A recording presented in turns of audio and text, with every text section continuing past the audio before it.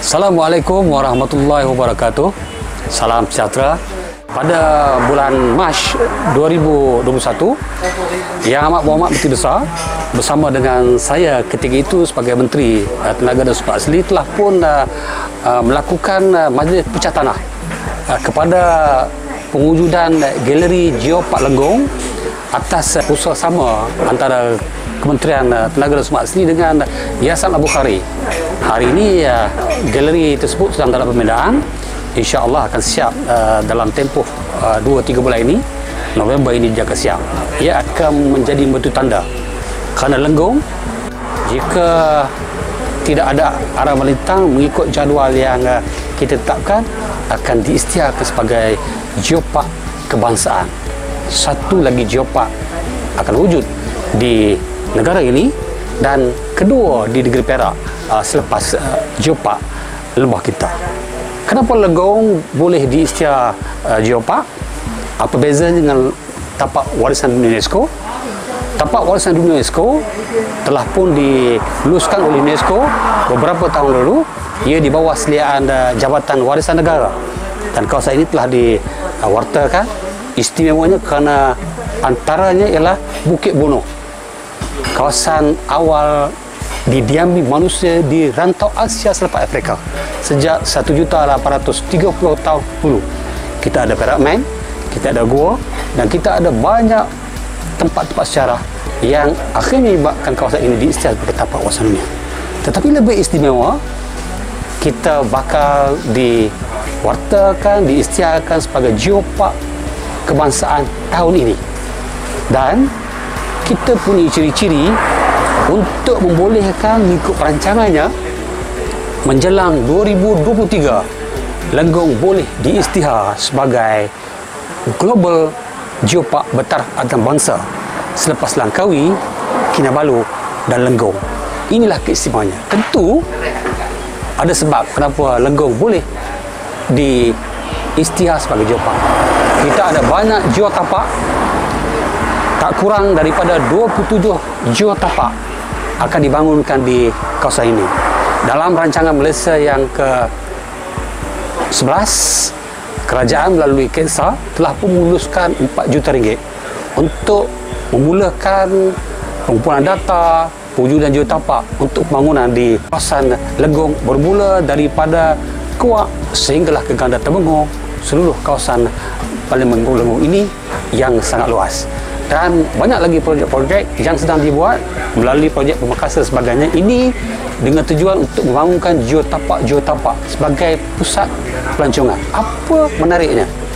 Kita ada gua-gua, kita ada debu Danau Toba, kita ada Bukit Bono, satu-satu kawasan yang batu meteor jatuh di kawasan Lenggong, satunya ada di Asia. Ini tidak ada di tempat lain. Kita ada Gunung Pulut yang nilainya setanding dengan Gunung Mat Cincang di Langkawi.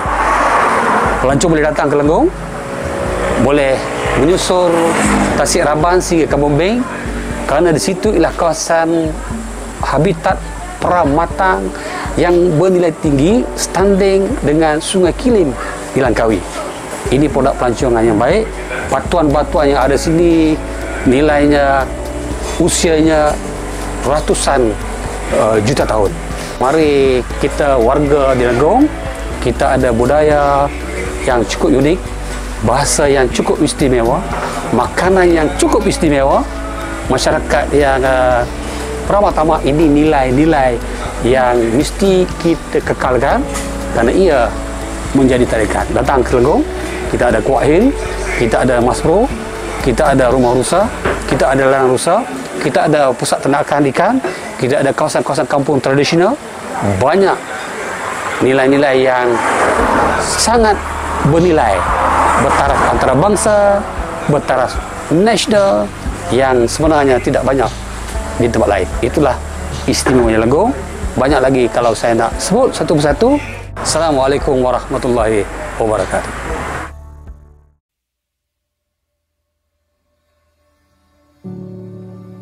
Bismillahirrahmanirrahim. Assalamualaikum warahmatullahi wabarakatuh. Saya anak Perak, berasal dari Kampar, tapi saya bermula di kawasan Hulu Perak ini pada tahun 1985 apabila saya memulakan pemetaan geologi sebagai pelajar geologi UKM untuk ijazah pertama saya lah.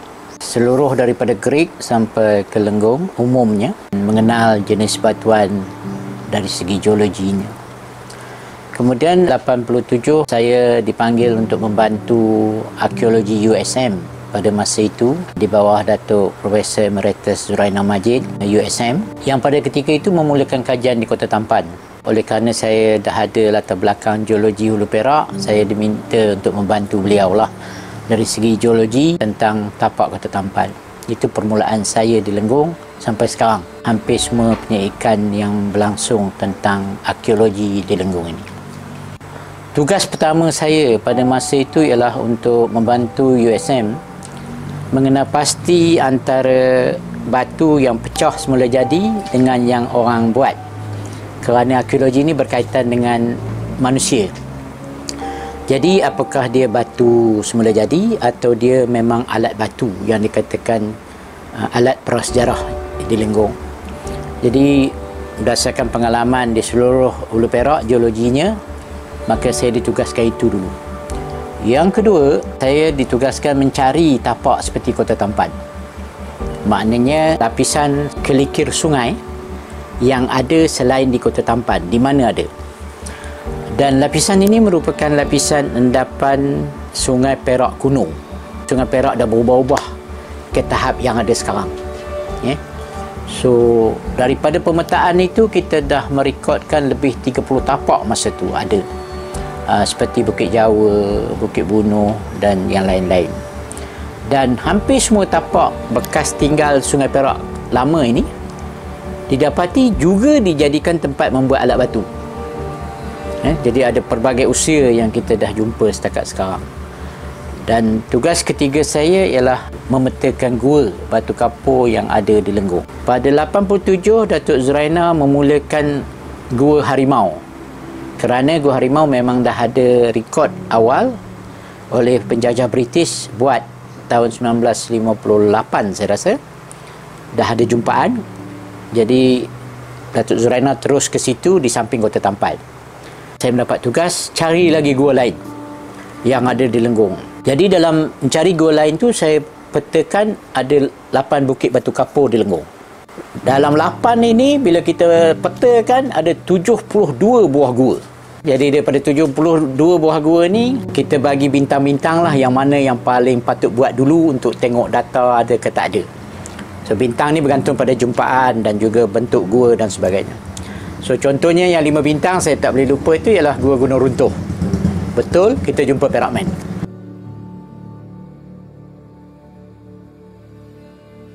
Selepas kita petakan seperti apa yang saya kata tadi, dapat gua yang kita kategorikan gua-gua penting yang ada di Lenggong daripada 72 buah gua tersebut. Gua Gunung Runtuh salah satu yang sangat berpotensi.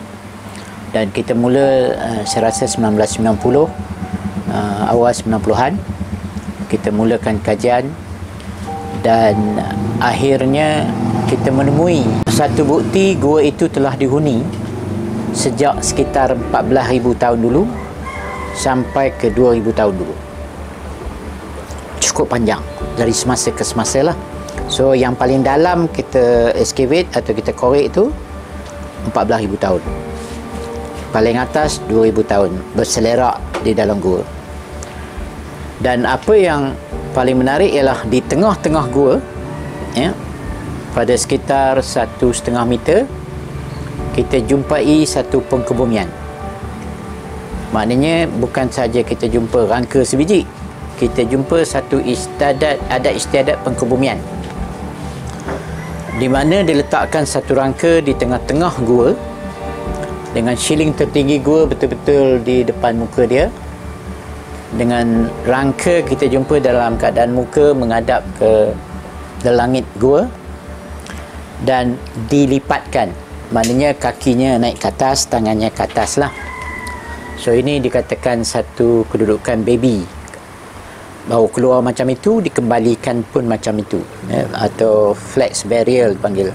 Daripada kajian dari segi adat istiadat pengkebumiannya menunjukkan dia sangat istimewa. Kerana selepas dikorek lubang, diletakkan satu lapisan siput sudut sungai yang sangat istimewa di Lenggong lah. Sampai sekarang orang Lenggong makan siput sudut sungai ni, yang semua siput sudut ni 3,000 lebih biji. Saiznya memang lebih besar daripada yang lain-lain, yang menunjukkan dia memang dihimpun untuk pengkebumian Perak Man ini. Dan semua dah potong ujung. Maknanya seolah-olah satu makanan untuk dia di alam selepas kematian. Kemudian letakkan mayat dia, dilipatkan dan dikirimkan dengan alat batu dan makanan. Bila kita tarikhkan siput yang ada tu, sebab siput ini bahan organik, boleh ditarikhkan dengan kaedah radiokarbon namanya, memberikan tarikh lebih kurang 10,000 tahun dulu. So maknanya Perak Man ini hidup pada 10 ke 11,000 tahun dahulu. Dia seorang yang sangat istimewa kerana diberikan penghormatan pengkebumian yang sangat istimewa. Dan kemudiannya bila kita kaji, dia lelaki daripada tulang dan sebagainya. Dia mati dalam umur 40-an. Dia mempunyai penyakit genetik, kalau orang Perak kata pengkor lah, dia jalan macam tu. Ada pelbagai lagi bukti-bukti daripada sains. Jadi Perak Man ini sangat istimewa lah, kerana sukar untuk kita jumpa rangka pada usia itu yang lengkap, lebih pada 90% lengkap. Kita dapat hampir seluruh body dia. Kita tahu ada istiadat pengkebumian dia, kita tahu penyakit dia, so, dan kita tahu bahawa telah berlaku penghormatan kepada kematian pada masa itu, yang mungkin dia ni sangat istimewa. So kerana itu tapak ini sangat penting lah. Pengkebumian ini sangat penting. Kita banyak lagi jumpa rangka-rangka lain di gua-gua lain, tapi tidak lengkap sebagaimana Perak Man yang kita dapat keseluruhan. Dalam kajian kita yang berterusan di Lenggong, kita menemui dua bencana besar yang menimpa Lenggong. Saya sebut bencana kerana dia terlalu besar kepada Lenggong. Yang pertama ialah kita jumpai bukti adanya jatuhan tai bintang ataupun meteorit ini di Bukit Bunuh, Lenggong. Dan bila kita tarikhkan batu yang ada, memberikan tarikh 1.83 juta tahun dulu. Dan tarikh ini menunjukkan berlaku satu impak yang besar. Kerana impak ini, apa yang kita jumpa adalah satu jenis batuan dipanggil suvoid. Suvoid ini tidak akan boleh terbentuk kalau tekanan dan suhu yang rendah. Sesuatu yang besar, dan kita dapat daripada kajian kita, kawah impaknya lebih kurang 8 ke 9 km diameter. Dan kita dapat center impact dia ataupun punca tengah impact dia pun kita dapat dalam bentuk kompleks, iaitu menonjol sebagai sebuah bukit yang jadi Bukit Bunuh sekarang. Dari segi geologinya, 1.83 juta tahun yang menghasilkan suvoid ini seluruh dunia hanya lebih kurang 30 tapak meteoroid yang menghasilkan suvoid di seluruh dunia. Dan Bukit Bunuh satu-satunya di Asia sekarang. Tak boleh jumpa batu ini di tempat lain, maknanya sukar nak terbentuk kalau bukan suhu dan tekanan yang tinggi. Dan apa yang memeranjatkan lagi ialah di dalam blok-blok suvoid ini kita jumpa alat batu tertanam bersama dia. Ini tunjukkan masa meteoroid jatuh dah ada orang di Lenggong. So 1.83 juta tahun tu tarikh, sebenarnya tarikh musnah masyarakat awal di Lenggong, bukan tarikh mula. Mulanya mungkin 2 juta tahun, kita tak tahu, sebab tak ada bukti lagi.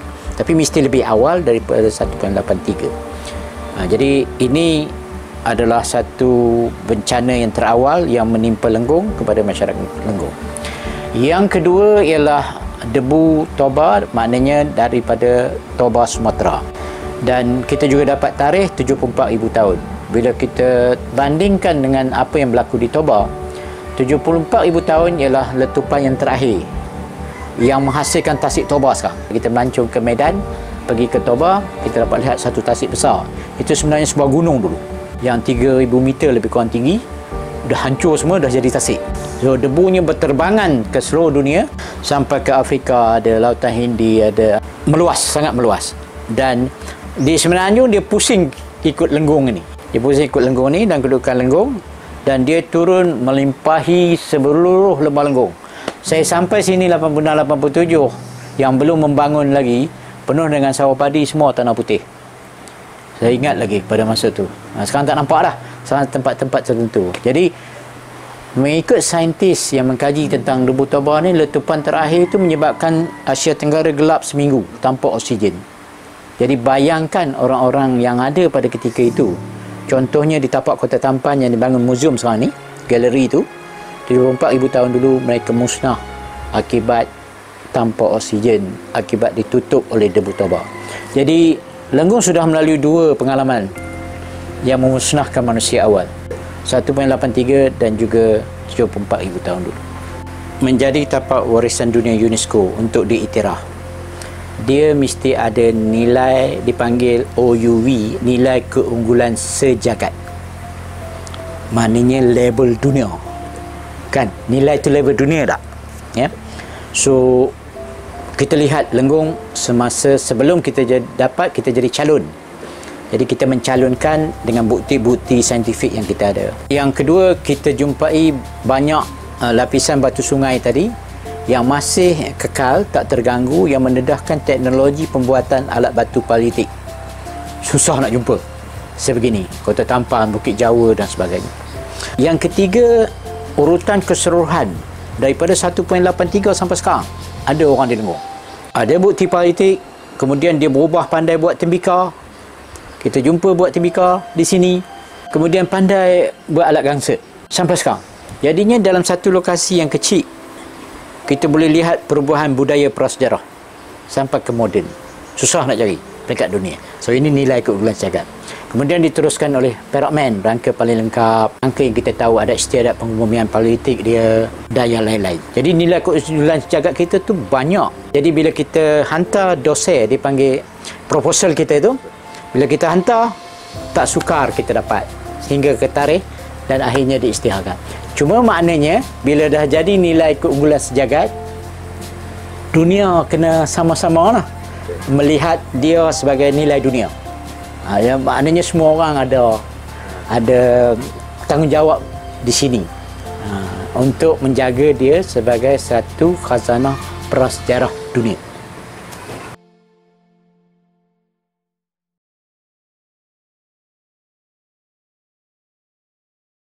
Saya mewakili kaki tangan pejabat daerah dan tanah Lenggong dan juga bersama-sama dengan majlis daerah Lenggong juga dalam menjayakan promosi pelancongan di kawasan Lenggong ni. Pihak pentadbiran daerah sentiasa bekerjasamalah dengan pihak Parlimen, pihak DUN dan juga Tourism Malaysia, Tourism Perak, KPKT dan semua agensi yang berkaitan dengan pelancongan untuk sama-sama mempromosikan Lenggong sebagai destinasi pelancongan. Dan untuk makluman juga, di Lenggong ni semuanya ada. Sini ada eco-tourism, community based tourism, di sini ada history tourism, dan kita juga di Lenggong ni telah pun diiktiraf sebagai tapak warisan dunia UNESCO sejak tahun 2012. InsyaAllah juga hasil kerjasama dan juga follow up bersama dengan semua agensi serta pejabat Parlimen. Tahun ni 2021 Lenggong akan diiktiraf sebagai kawasan geopark kebangsaan. Di sini semuanya ada, kiri dan kanan dengan banjaran bintang hijau, dengan banjaran Jatiwangsa, diairi pula dengan Sungai Perak dan juga Tasik Raban, serta produk-produk makanan tradisinya, culture-nya, semuanya ada di sini. Ini merupakan satu aset yang sangat penting. Kami di sini memang komited untuk mempromosikan Lenggong kepada orang luar dan juga kepada pelancong. InsyaAllah dalam setahun dua ni akan siap infra asas untuk mudahkan pelancong lah. Itu harapan, dan bila orang datang sini, orang tahu nak ke mana. Dan kita juga dalam proses menyediakan fund map di mana di dalam tu semua kawasan-kawasan pelancongan di kawasan daerah kecil Lenggong ni dipetakan, dan juga senarai semua pengusaha pelancongan, operator pelancongan, bukan sahaja pengusaha homestay, chalet dan resort, malah operator-operator yang boleh bawa tuan-tuan dan perempuan untuk ronda dan pusing Lenggong ni. Ada guide untuk pergi ke gua-gua. Di sini ada lebih daripada 30 gua yang boleh dilawati. Ada komuniti nelayan tempatan yang akan bawa tuan-tuan dan perempuan pusing-pusing Sungai Perak ataupun Tasik Raban. Ada juga guide yang untuk hiking, ataupun yang terkini sekali, Rafflesia. Di sini pun ada Rafflesia ya tuan-tuan dan perempuan, tak perlu pergi ke jauh-jauh. Kalau tuan-tuan dan perempuan nak pergi tengok Rafflesia di Belum pun boleh, tapi singgah dulu di Lenggong, kita tengok dulu Rafflesia di Lenggong.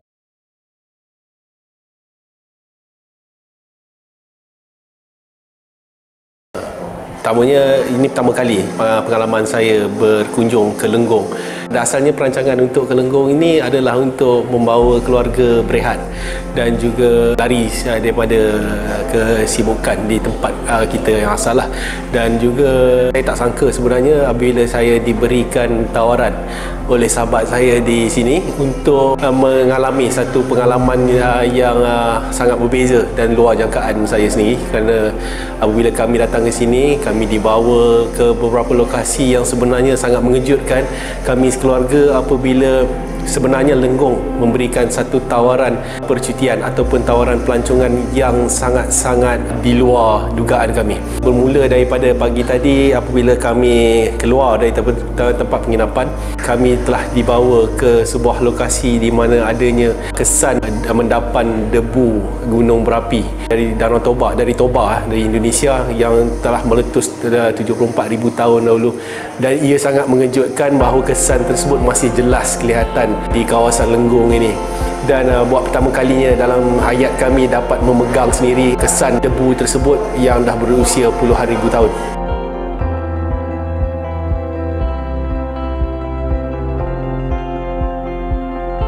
Daripada situ kami dibawa pula ke tempat ternakan rusa, yang mana ia juga adalah satu pengalaman yang sangat-sangat menggembirakan kami sekeluarga bila kita dapat dekat dengan haiwan tersebut, haiwan yang dilindungi. Tetapi di situ di Bukit Sapi kami dapat memegang, bermain dan juga memberi makan kepada rusa di kawasan tersebut.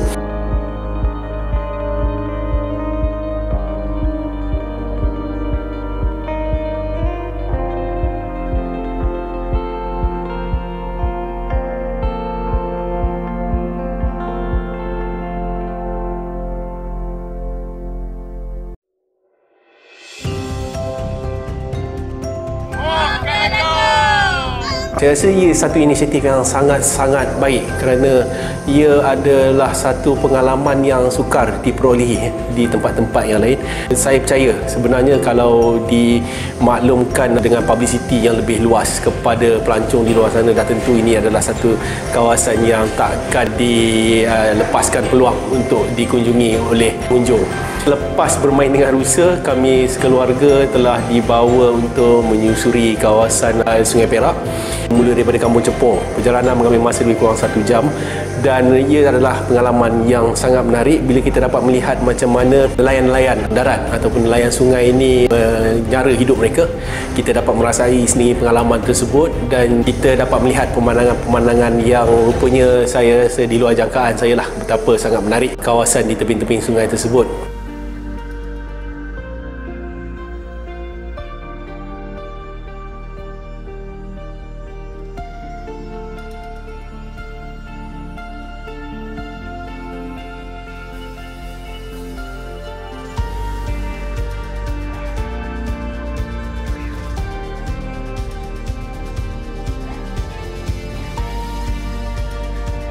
Sebelum itu sempat kami berkunjung ke Akis Gallery, di mana kawasan ataupun satu inisiatif yang sangat-sangat terpuji oleh seorang penduduk tempatan apabila Akis Gallery ini menunjukkan, kami dapat melihat sendiri macam mana sebuah rumah yang mungkin usianya lebih 100 tahun mungkin, rumah keluarga mereka yang dijaga dengan sangat baik, dan barang-barang di dalam rumah tersebut telah memberikan satu segmen pembelajaran kepada anak-anak kita. Dan anak-anak saya sendiri pun sangat teruja apabila dapat melihat macam mana kehidupan orang Melayu di rumah tradisional, dan kita dapat lihat artifak ataupun barang-barang lama yang dikumpulkan dan dijaga dengan sangat rapi. Dan itu adalah satu peluang pembelajaran juga kepada kami sekeluarga. Akis Gallery Lenggong. Akhir sekali kami sempat berkunjung ke Galeri Sementara Arkeologi Lenggong ini. Walaupun bersifat sementara, tapi dengan penerangan yang jelas daripada pakar yang ada di sini. Saya sendiri sebenarnya dan keluarga saya sendiri sangat teruja bila kita dapat dengar macam mana rupanya Lenggong adalah sebuah kawasan yang serba lengkap sejarahnya daripada 1.8 juta tahun dahulu sehinggalah ke hari ini. Dan ini adalah sangat mengejutkan, dan kami sangat berharap supaya pelancongan yang sebegini rupa dapat lebih dikomersialkan, dapat disebarluaskan dengan lebih banyak lagi publicity-nya kepada masyarakat di luar sana, kerana ini adalah satu tempat yang sebenarnya selain daripada kita datang untuk berkunjung ke tempat pelancongan bersifat natural, back to nature, balik kepada alam semula jadi, tetapi di sebaliknya itu dia tersimpan 1001 macam cerita sejarah yang sebenarnya ia turut menceritakan tentang asal-usul kehidupan kita manusia sehinggalah pada hari ini. Dan saya sangat berharap pihak berkuasa tempatan tentunya dan juga pihak-pihak yang berwajib lah memainkan peranan dengan lebih jitu lagi dan mengangkat Lenggong ke mata dunia dengan taraf di bawah UNESCO dan sebagainya lagi lah. Tentu itu akan memberi satu tiket untuk menarik pelancong untuk lebih ramai lagi ke daerah ini.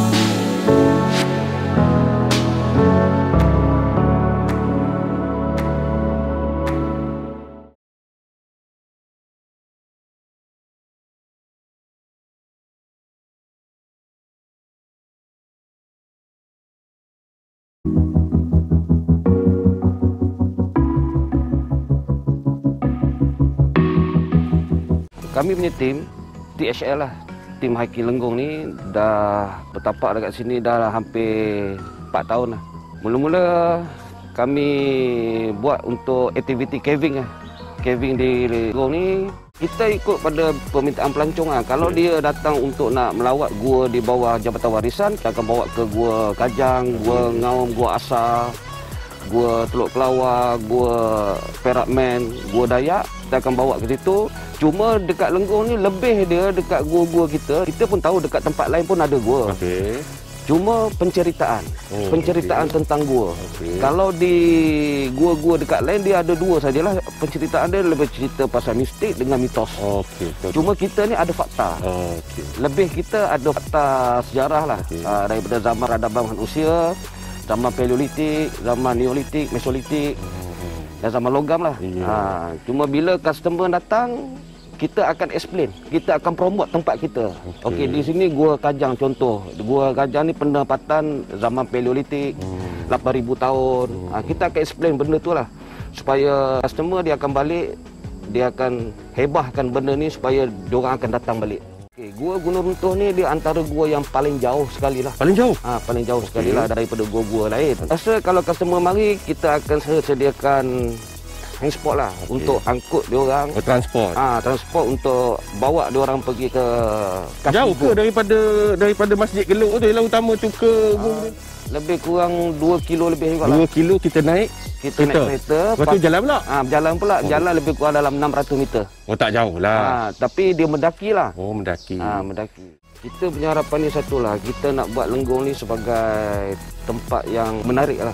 Kita minta agensi-agensi bantu kita untuk mempromosikan. Jadi jangan mengharapkan tim saja. Daripada agensi-agensi pun kita perlu minta bantuan diorang. Diorang pun perlu membantu kita sebab kita bawa nama Lenggong. Untuk orang kenal lah di luar. Kalau Gajah ni kami poker track dan kami buat track ni agak sukar lah. Agak berbahaya juga sebab dia banyak mendaki. Punya ketinggian kepala gajah ni taklah tinggi macam gunung-gunung lain. Okey. Dia lebih kurang 265 meter daripada aras laut saja. Okey. Cuma yang best di sini, bila sampai atas kita akan nampak satu lenggong. Wow. Kita akan nampak Sungai Perak kat sebelah sana. Maknanya faktor wow tu. Wow tu kan. Lepas tu ada pula penceritaan kita tengok sendiri paku haji antara pokok yang tertua di dunia. Paku haji tu. Paku haji paling besar dekat atas. Special lah siapa yang Special naik. lah. Siapa pergi tu memang special. Cuma kita naik ikut kepala, kita turun ikut ekor. Maknanya satu banjaran ni kita akan redah lah. Maknanya dia punya matang dia tu. Matang dia tu kita akan redah. Kita akan daripada kepala, kita akan susur ikut matang sampai ke ekor, Sampai dan ke kita ekor akan baru turun. kita turun.